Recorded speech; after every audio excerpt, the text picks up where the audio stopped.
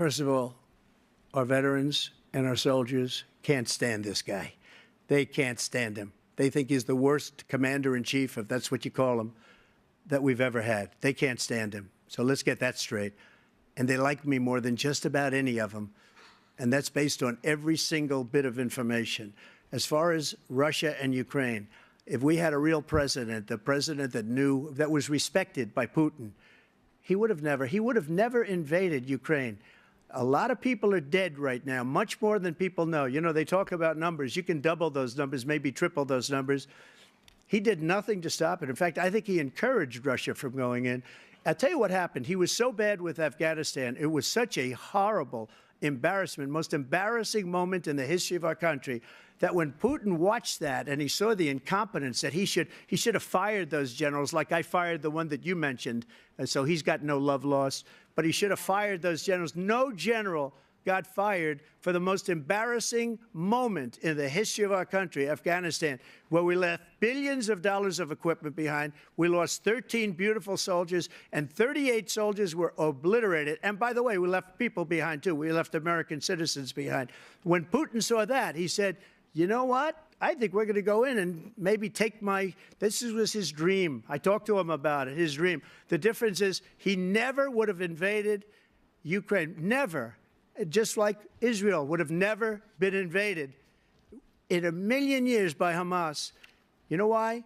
Because Iran was broke with me. I wouldn't let anybody do business with them. They ran out of money. They were broke. They had no money for Hamas. They had no money for anything, no money for terror. That's why you had no terror at all during my administration. This place, the whole world is blowing up under him. President Biden? Never heard so much malarkey in my whole life. Look, the fact of the matter is that we're in a situation where, let's take the last point first. Iran attacked American troops, caused brain damage for a number of these troops, and he did nothing about it. Recently, not when he was president. They attacked. He said they're just having headaches. That's all it is. He didn't do a thing when the attack took place, number one. Number two, we got over 100,000 Americans and others out of Afghanistan during that airlift.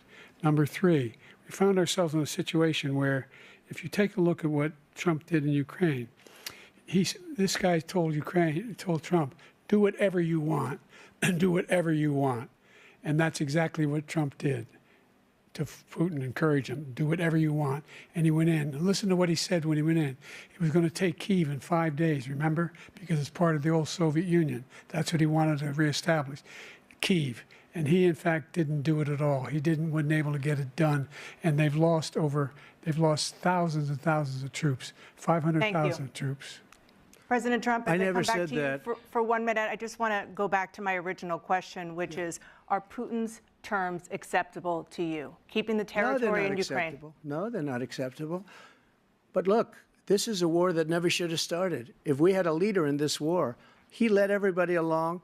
He's given $200 billion now or more to Ukraine. He's given $200 billion. That's a lot of money. I don't think there's ever been anything like it. Every time that Zelensky comes to this country, he walks away with $60 billion. He's the greatest salesman ever.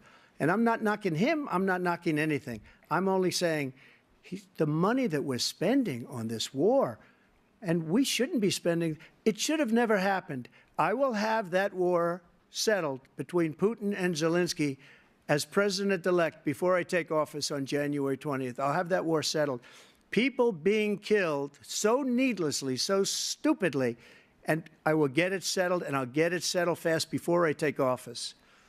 President Biden, you have a minute. The fact is that Putin is a war criminal.